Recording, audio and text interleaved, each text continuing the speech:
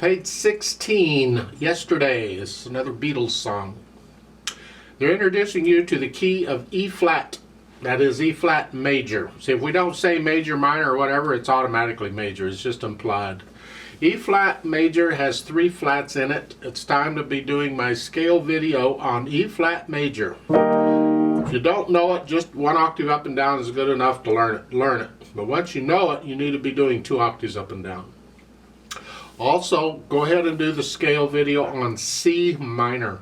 C minor has 3 flats also. It's the relative minor.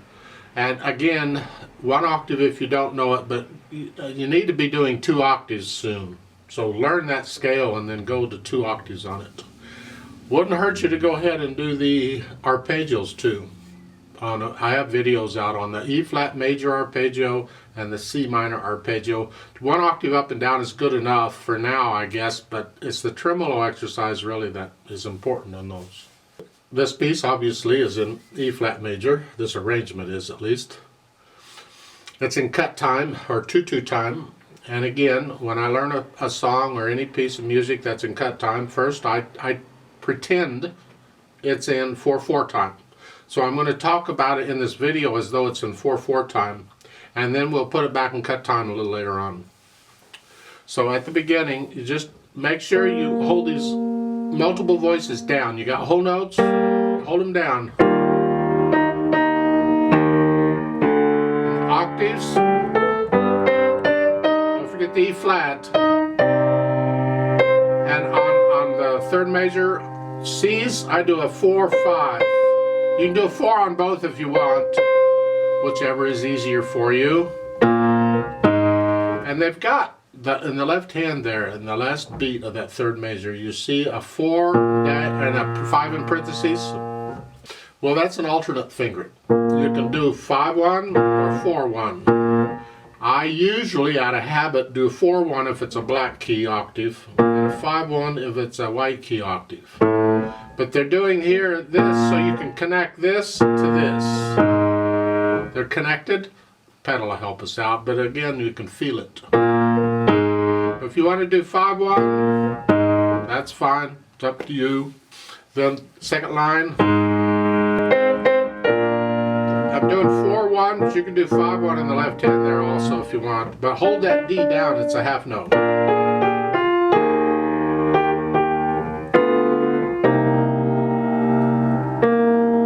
Last measure of that page 16, they have the flat in front of the, in parentheses, you know. It's a courtesy sign. It doesn't need to be, it's a B flat anyway, but they're telling you be sure and play a B flat here.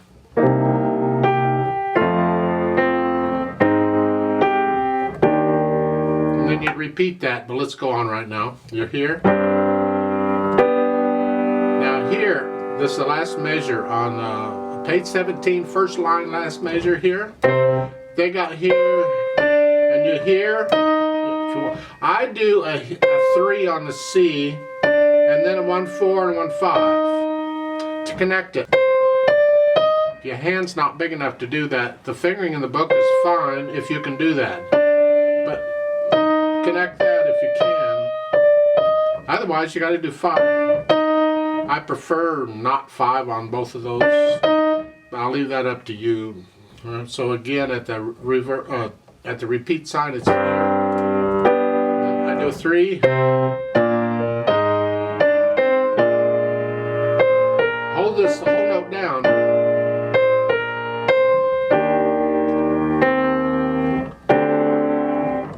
Again, same as above. 3rd.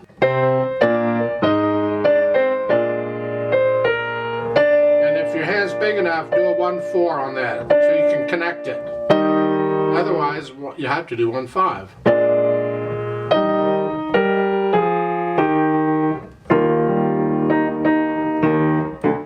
Fingering isn't really wonderful for this, but the pedal will help us out. That's fine. In the coda, there at the bottom of page 17, you're here.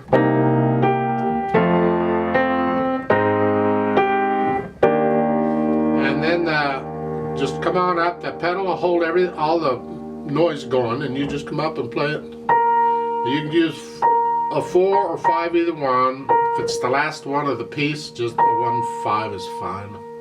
So as far as the phrasing goes, well, let's combine phrasing and dynamics to shorten this video up a little bit. The melody at the beginning is soft. Here.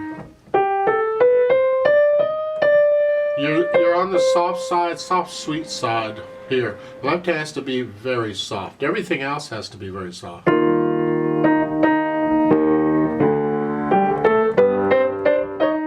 If you have a tendency to crescendo there, don't crescendo very much. Just a very little bit.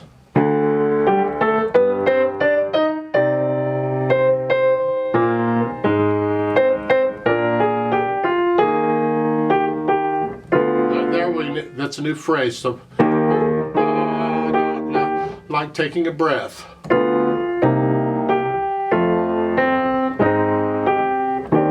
So forth.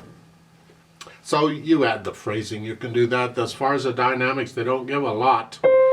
On the second measure at the top of page 17, after the repeats on, you went up just a little bit to moderately soft. That's the top. There's a crescendo there too. You're going to crescendo from moderately soft to moderately loud. There's not a lot of difference between them, so be careful. Take your time. It's like this measure is moderately soft. Then you're starting moderately soft. Now you're going to start going up just a hair. Now you're moderately loud. And that's moderately loud. Everything else is still soft. Back down to moderately soft again and do it again. Same thing.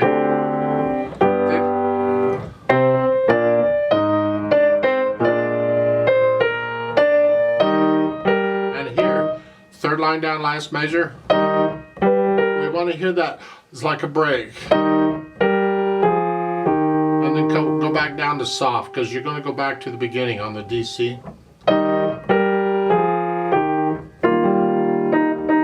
And then the coda is very soft. That's this. Everything else is like super soft. That PP they have there is close to the bottom staff because there isn't room. There's words in there. There isn't room. Doesn't mean it applies to the bottom staff. It applies to the melody. And that last chord at the end is very, very, very super duper soft.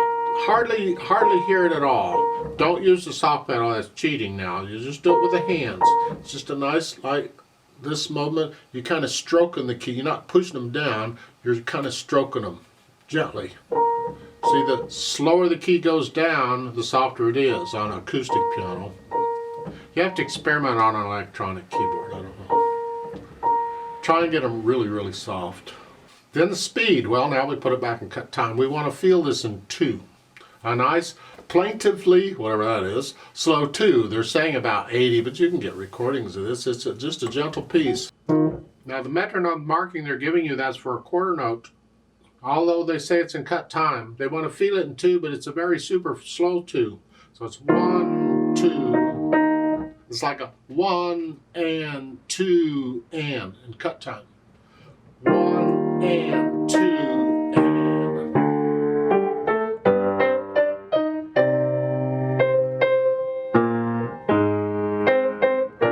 And it's all pretty much that speed. I tend to slow down quite a bit in the coda, but nothing says you got to. You can keep it going if you want. Then we have to fix it because it's really choppy and it's dry. So we need pedal on this to help smooth it out and connect things and add the overtones and full sound and the whole 9 yards. It's going to be overlapping pedal, but we have to be careful because on these runs, that can get really mushy if you hold the pedal down. You have to be careful on that. So let's talk pedal. If I pedal it the way they're showing, this is what it is. It's overlapping pedal, so the notes go down first, then the pedal.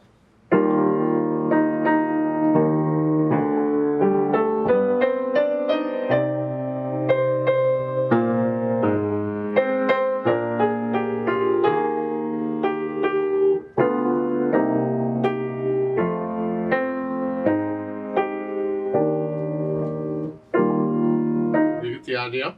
For the most part, that's not too bad. I do like lifting the pedal up with the phrasing so I can hear the phrasing. I lift it up with the right hand on the, like in the second line, second measure. Lift it up, here, both hands. And at the top of page 17, at the repeat sign, when you repeat or go on, either one, lift it up so there's a little silence. It's like the singers are taking a breath. So it's here.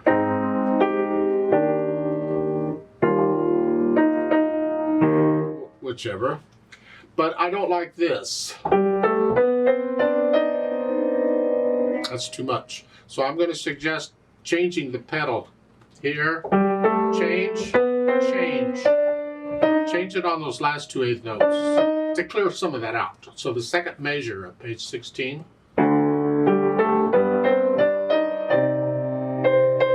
That way it's not quite so smeary. And on the second line here, there, I'm going to change the pedal right there on the last 2, there. Right there.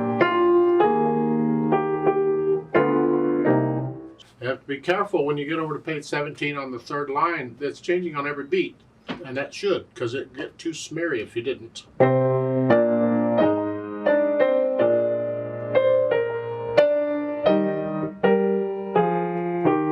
And here I'm split on this third line down on page 17, the last measure. Here you're going to lift it so you have silence before. But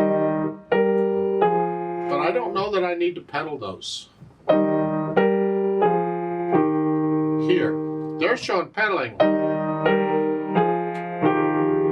don't recommend that. However, I need to connect this to this. Because you go back to the beginning, it needs to... I want to connect that. It leads into it. I'm not going to cut it off. So I need the pedal to help me connect it because I can't do it with the fingers. So after I play the G, this is the third line down, the last measure, the last note in the line, the G. After I play that note, I'm going to push the pedal down. So, and then after I play the notes at the beginning, when I do the DC, I'm going to change it. That way it connects it. So to do the last measure, the third line going back to the beginning.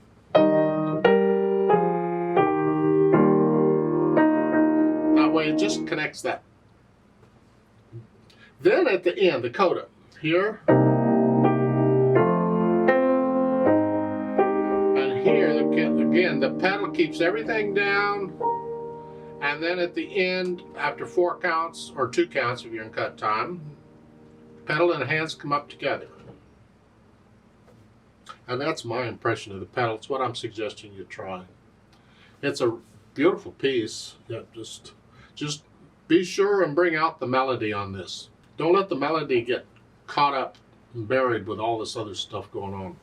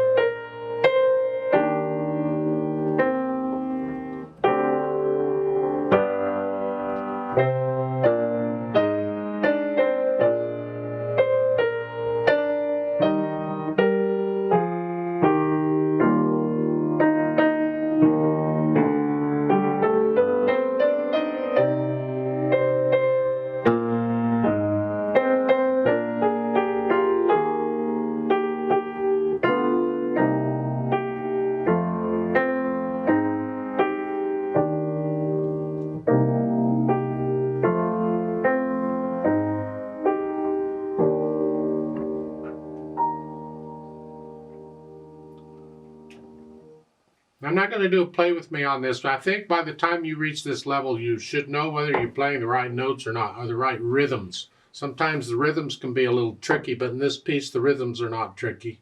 So I think we'll just leave it at that, and you can get to know it well enough that you can feel this and get into it and start feeling the emotion of it and turn it into music.